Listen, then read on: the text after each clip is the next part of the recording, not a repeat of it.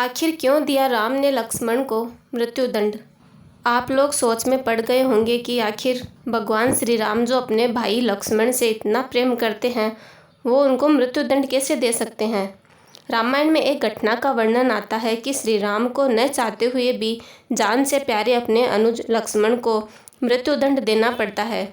आइए जानते हैं आखिर क्यों भगवान राम को लक्ष्मण को मृत्युदंड देना पड़ा।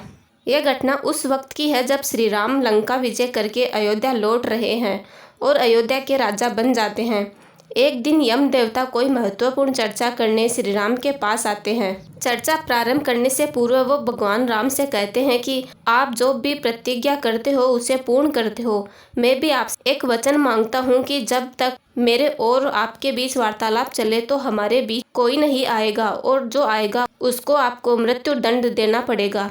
भगवान राम यम को वचन दे देते हैं। राम लक्ष्मण को यह कहते हुए द्वारपाल नियुक्त कर देते हैं कि जब तक उनकी और यम की बात हो रही है वो किसी को भी अंदर न आने दे, अन्यथा उसे उन्हें मृत्यु दंड देना पड़ेगा। लक्ष्मण भाई की आज्ञा मानकर द्वारपाल बनकर खड़े हो जाते हैं। लक्ष्मण को द्वारपाल बने कुछ ही समय बीतता है। वहाँ पर ऋषि दुर्वासा का आगमन होता है। जब दुर्वासा ने लक्ष्मण से अपने आगमन के बारे में राम को जानकारी देने के लिए कहा तो लक्ष्मण ने विनम्रता के साथ मना कर दिया।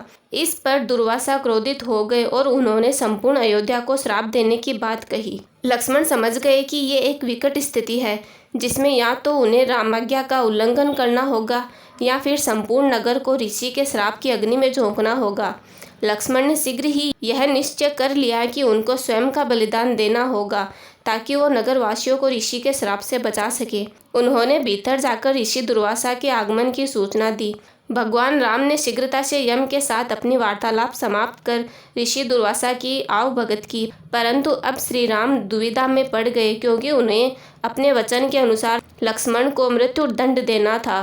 वो समझ नहीं पा रहे थे कि वो अपने भाई को मृत्यु दंड कैसे दे, लेकिन उन्होंने यम को वचन दिया था जिसे निभाना ही था। इस दुविधा की स्थिति में श्री राम ने अपने गुरु का स्मरण किया और कोई रास्ता दिखाने को कहा। गुरुदेव ने कहा कि अपने किसी प्रिय का त्याग उसकी मृत्यु के समान ही है, अतः तुम अपने वचन का पालन करने के लिए लक्ष्मण का त्याग कर दो।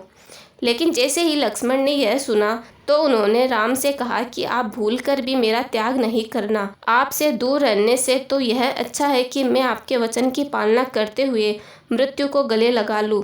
ऐसा कहकर लक्ष्मण ने जल समाधि ले ली।